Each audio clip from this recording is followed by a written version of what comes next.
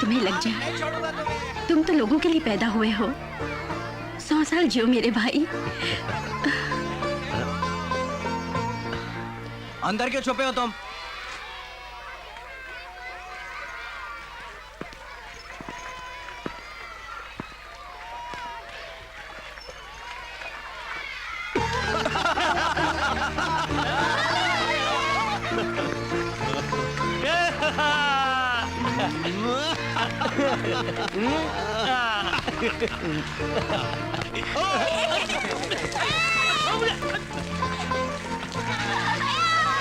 खेलो खेलो खेलो। कैसे लोग हैं ये? पीने के लिए एक घूंट पानी के लिए लोग तड़प रहे हैं वहां पर, और यहाँ लोगों पर बाल्टियां भर भर के पानी खराब कर रहे हैं। कैसा माहौल है, कैसी खुशहाली है। मेरा दिमाग खराब हो गया। जा अपना काम वाल्मीकि, एक मिनट। साहब मुझसे गलती हो गई, मेरी जबान फिसल गई, माफ कर दीजिए मुझे। माफ। नहीं बाबा, क्या बात है? तुम ऐसे क्यों बोल रहे थे? क्या तकलीफ है तुम्हें? पानी के लिए लोग घुट घुट कर मर रहे हैं साहब। ये क्या? अभी परसों ही तो बारिश हुई थी।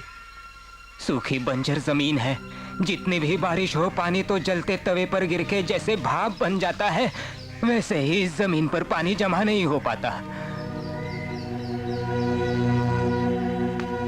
साहब, इंद्रसेन जी मिलने आ रहे हैं।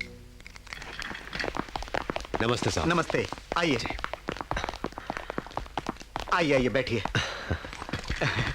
खबर भेज दे तो मैं खुद आ जाता आपसे मिलने, आपने क्यों? मुझे गांव वालों के लिए आना ही पड़ा।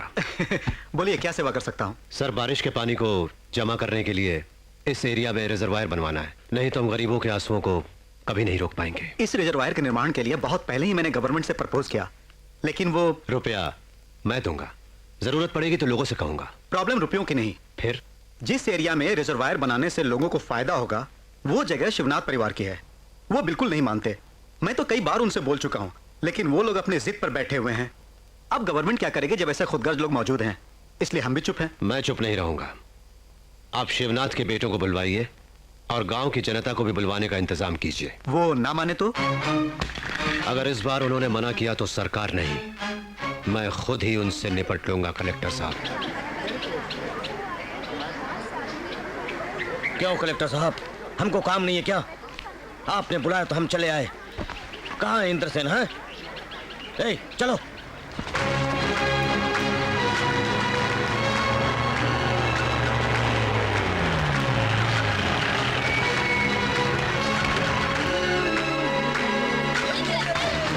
बैठ जाओ। इंद्रसेन जिंदाबाद, इंद्रसेन जिंदाबाद, इंद्रसेन जिंदाबाद, इंद्रसेन जिंदाबाद, इंद्रसेन जिंदाबाद, इंद्रसेन जिंदाबाद, इंद्रसेन। कमाल है बॉस की स्पीड, इसको देख के तो हमारे लोग वैसे ही डर जाएंगे। नमस्ते कलेक्टर साहब।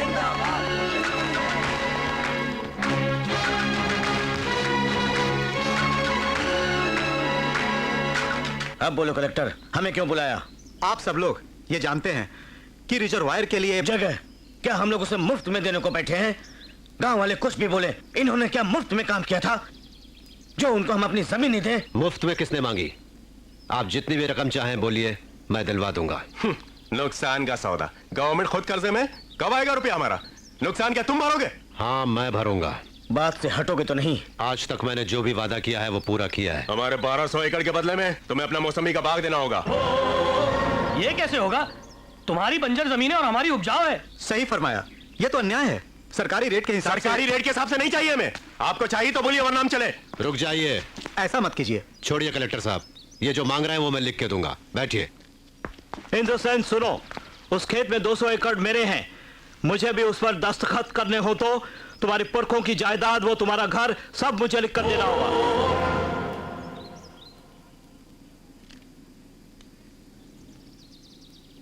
लिख के दूंगा।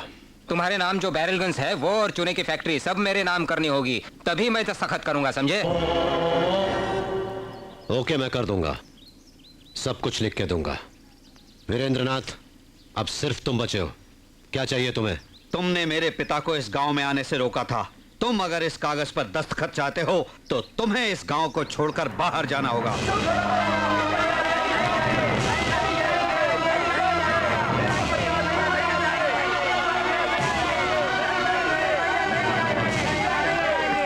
बैठ जाइए। हमें पानी न मिले कोई बात नहीं, इंद्र भैया आप इस गांव को छोड़कर मत जाइए। इंद्र भैया मेरी और गाँव वालों की बात मानो, तुम इस बात को मत मानना। उनकी बात मान के तुम्हें गांव छोड़ के जाने की जरूरत नहीं है। हम तुम्हारे साथ हैं, हम और गांव वाले तुम्हारे साथ हैं। हम तुम्हारे साथ हैं। अगर आप मेरी इज्जत करते हैं तो कृपा करके बैठ जाइए। कलेक्टर साहब, मैं यहां से चला जाऊंगा, लेकिन उस रिजर्वायर का काम पूरा होने के बाद दस्तखत करवाइए। रुको भैया, कलेक्टर साहब, इस देश में बेटियों को भी हिस्सा मिलता है ना? जरूर मिलता है।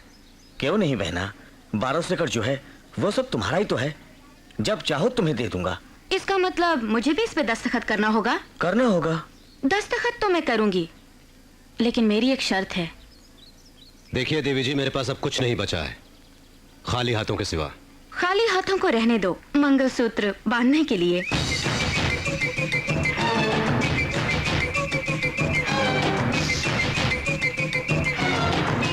बिल्कुल नहीं इंद्रसेन, ये इनकी कोई चाल है। ये सब भाई मिलके अपनी बहन की आड़ लेकर तुम्हें फंसा रहे हैं। बहुत बड़ी साजिश है। नहीं भैया नहीं, तुम बिल्कुल भी राजी मत होना। हाँ भैया, दीदी ठीक बोल रही हैं।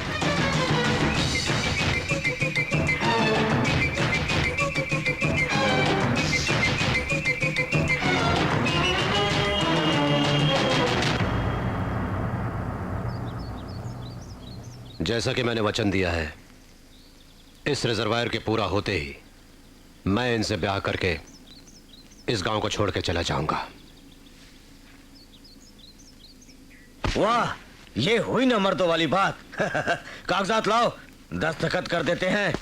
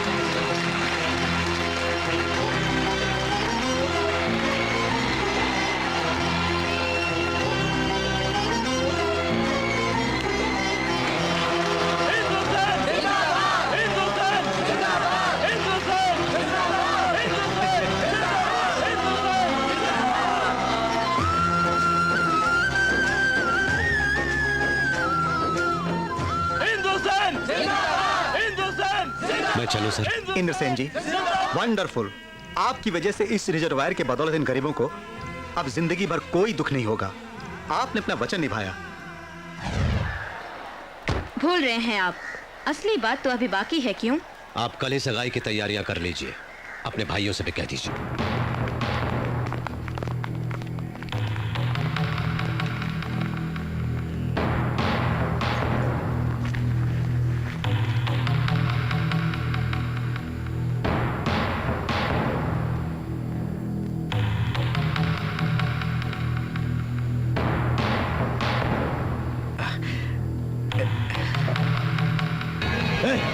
नागेंद्र, रुक जा। तेरे भेजे में भूसा भरा है क्या? अरे इज्जत किसे दी जाती है, कुर्सी किसे डाली जाती है, ये भी नहीं जानता तू? मजदूर को कहां, मालिक को कहां बिठाना, ये भी नहीं जानता? इंद्रसेन अच्छी तरह जानता है। उधर चटाई पड़ी, जा डाल दे, वहां बैठेगा वो। जा। जी। इतनी बेइज्जती सहनी पड़ेगी? वचन दिया उसे भूल जाओ। ये तो राक्षसों के घर में देवता आए लग रहा है। इंद्रसेन जी, आओ बैठो जी।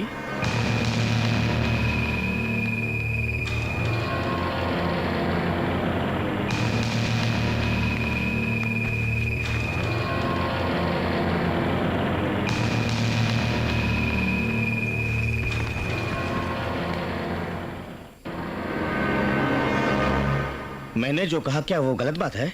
हम सगाई की रस्म पूरी करने आए हैं, वाद विवाद करने नहीं, जल्दी से मुहूर्त निकलवाइए। हाँ? इसी समय का तो हम पांचों भाइयों ने मिलकर बड़ी बेसब्री से इंतजार किया है। हमारी बहन को लाओ।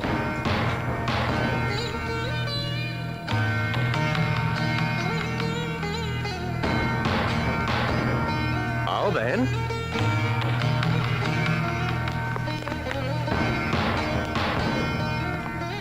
बैठो बहन बैठो। क्या सोच रही हो? पैर पे पैर रख के बैठोगी तो तेरे पैर होने वाले पति की तरफ होंगे, यही सोच रही हो ना तुम शायद? हाँ? ये लोग एक न एक दिन मेरे पैरों पर सर रख के रोने वाले हैं। हाँ? तुम बैठो बैठो।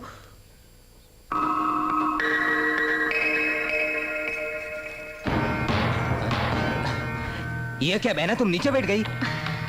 इनसे मेरी शादी होने के बाद मुझको तो बंगले में नहीं रहना है, झोपड़ी में रहना है। वहाँ कुर्सी नहीं होगी, आदत तो करनी पड़ेगी ना। मुहूर्त निकालिए पंडित जी। शाबाश, तुम अपनी बुआ पर गई हो बहन। पंडित जी। हाँ जी। मुहूर्त का समय बिल्कुल ठीक होना चाहिए, जिससे बंधन टूटे ना। हाँ जी, श्रावण में शुक्रवार को सुबह 11:15 बजे का समय बहुत ही अच्छी घड़ी है। नामुमकिन, इनके दिए वचन के अनुसार शादी कल ही होनी चाहिए। कल ही रखिए। मुहूर्त बिल्कुल ठीक नहीं है बेटा, ये समय शादी के लिए उचित नहीं है। हमें फर्क नहीं पड़ता, आप कल सुबह का मुहूर्त निकलवाइए। इन्हें बहुत जल्दी है, आप कल ही रखिए। एक मिनट, मुझे इंद्रसेन जी से अकेले में बात करनी है।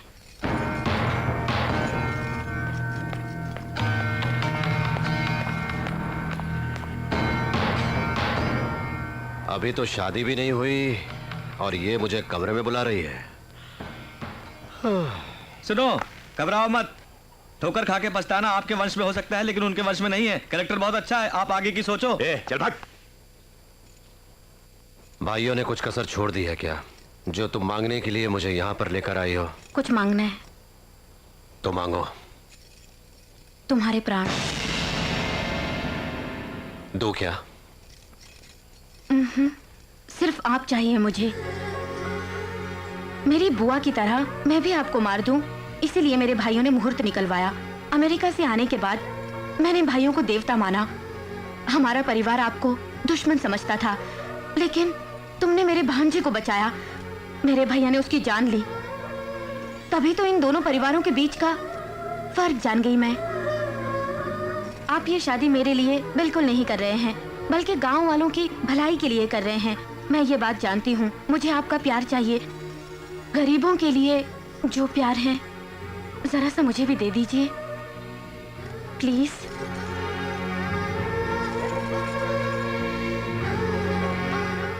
इसे नाटक मत समझो। अगर आपको शक है मुझ पे, अभी इस लगन पत्रिका को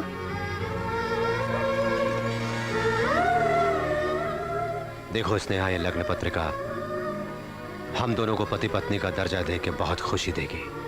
हाँ, शादी के बाद तुम मेरे साथ करोड़पति की बहन बन के नहीं, बल्कि मेरी बीवी बन के आओगी। ठीक है।